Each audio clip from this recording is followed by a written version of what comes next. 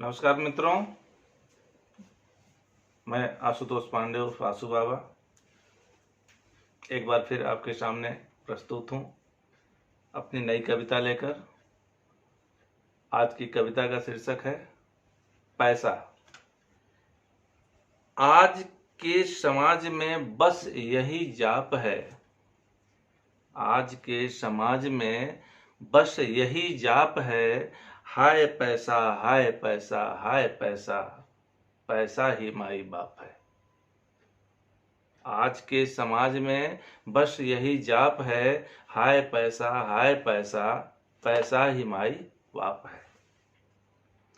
पैसा कर्म पैसा धर्म, पैसा कर्म पैसा धर्म, पैसा नित्य नेम है, पैसा पूजा पैसा पाठ, पैसा सत्य नेम है।